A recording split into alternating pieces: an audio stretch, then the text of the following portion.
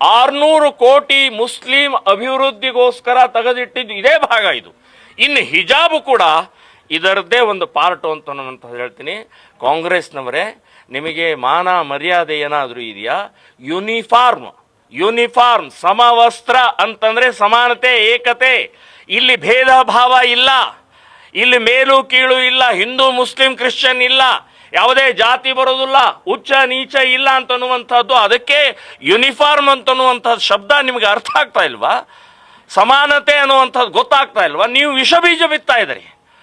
ಇವತ್ತು ನೀವು ಬಹಳ ದೊಡ್ಡ ಉಪಕಾರ ಇನ್ನೊಂದು ಮಾತನ್ನು ನೀವು ಹೇಳ್ತಾ ಇದ್ದೀರಿ, ಶಿವದಾರ, ಜನಿವಾರ, ರುದ್ರಾಕ್ಷ ಹಾಕೋಬಹುದು ಅಂತ ಹೇಳಿ.